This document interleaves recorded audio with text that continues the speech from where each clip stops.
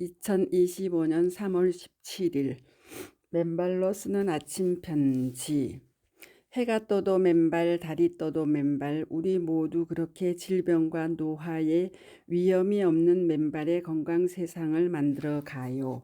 좋은 아침입니다. 그제 아침 편지를 숲길 맨발 걷기는 꿈과 이데아를 쫓는 길이다로 올린 후 지난 60여 년 전 제가 함양에서 어린 시절 숲길을 뛰어다녔던 그 시절의 추억들을 소환하게 되었습니다.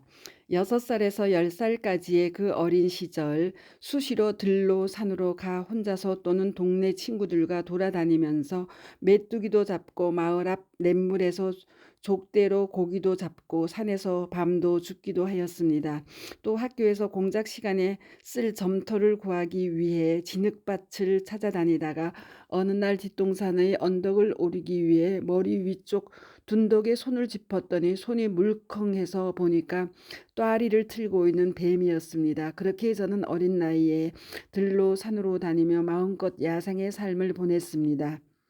봄이 되면 버들강아지를 따기 위해 냇물을 졸졸졸 따라 걸었고 여름이면 옷을 벗고 냇물로 뛰어들어 멱을 감았습니다. 그리고 가을이 되면 설 익은 감을 따서 모가 심어진 논의 물이 가득 찬 흙 속에 묻었습니다.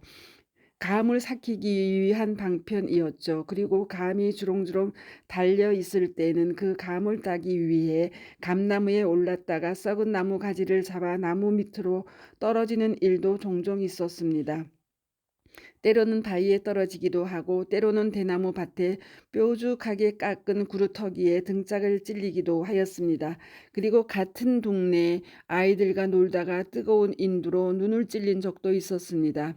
그래서 어른들 등에 업혀서 2, 3km 떨어진 시골 장터에 의원을 급히 찾아 뛰어간 경우도 여러 번 있었습니다. 그 수많은 아련한 추억들 속에 저는 때로는 철없이 때로는 아찔한 위험들 속에서 어린 시절을 보냈습니다.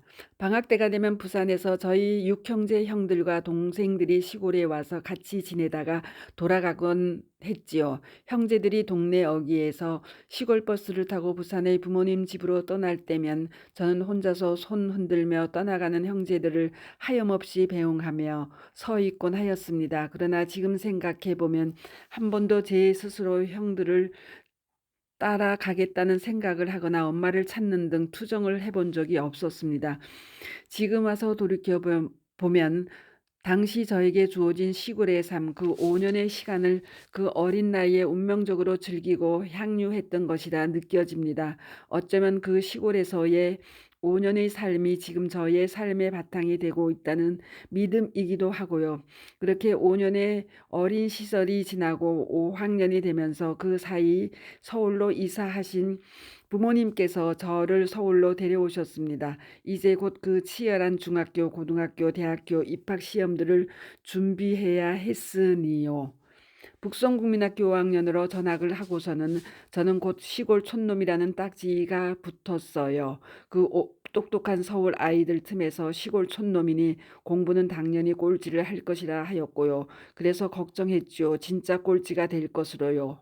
그런데 첫 시험에서 60여 명의 학생 중 35등을 하면서 그때 저는 속으로 쾌재를 불렀어요. 똑똑한 서울 아이들도 별것 아니네라고요. 그리고는 다음 시험에서는 조금 더 잘 해보자는 욕심이 생겼어요. 그리하여 다음 시험에는 5등으로 올라섰고 또 다음에는 점점점 그렇게 하면서 자신이 붙게 되었음은 제 인생의 큰 도전과 자신감 확보의 기회를 제공하였다 믿어요. 어떤 경우든 지레 겁먹을 이유가 없다. 무엇이든 하면 된다는 확신으로요.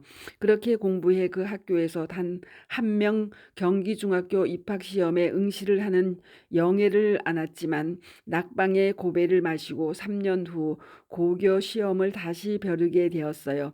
그리하여 다시 2차의 동성중학교를 간 것이 또 한 번 자신에 대한 확신을 굳히는 절호의 기회가 되었어요.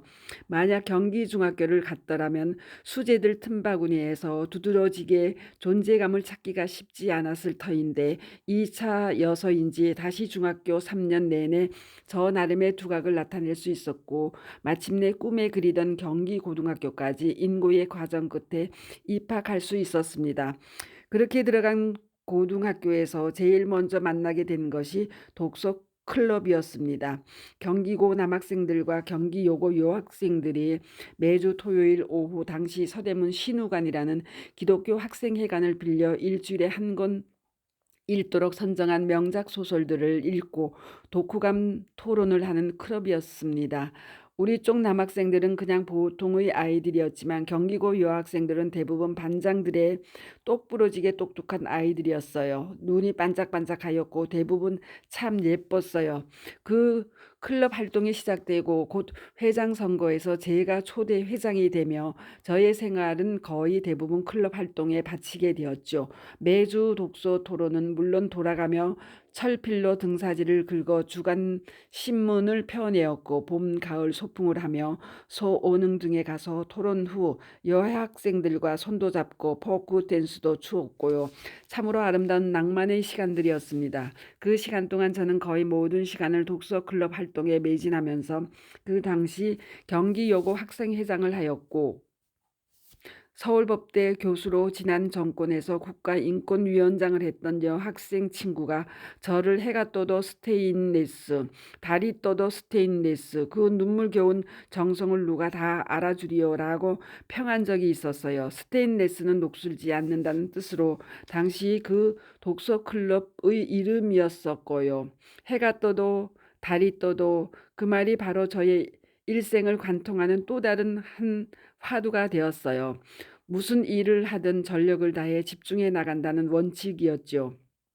제가 지난 KB 금융 시절 같이 일하던 동료 직원들에게 경물치지 불강불급을 주문한 것과 같은 맥락입니다. 어떠한 상황에서도 그 핵심을 꿰뚫는 사물의 이치를 깨달은 후 그 일에 미쳐라. 미치지 않으면 미치지 못한다는 경고이지요. 이에 올해 2025년 여러분들 모두 각자의 위치와 영역에서 경물치지 불강불급 하시며 질병의 질곡 없는 건강 세상의 구축을 위해 저와 함께 해가 떠도 맨발 달이 떠도 맨발의 노력과 헌신을 다해 주시기를 바람하지 않습니다. 여러분들 모두 새해 복 많이 받으시고 맨발로 같이 질병과 노화에 위험이 없는 건강 세상을 만들어 나가요. 한편 그동안 죽기 살기로 맨발하여 간혈관 육종암 사기로부터 건강히 치유하고 계시는 박재홍 님의 사례 맨발 걷기 치유 사례 461, 간혈관 육종암 4기 수술 불가 진단 항암 없이 지난 16개월 오로지 하루 9시간 죽기 살기 맨발과 섭생으로 건강한 삶을 구가하다. 박재홍 가로 65 가로와 맨발 걷기 치유 사례 461-1, 간혈관 육종암 4기 수술 불가 항암 거부 후 오로지 하루 7, 8시간 맨발 걷기로 2년간 완벽한 치유에 전보다 훨씬 건강한 모습을 보이다.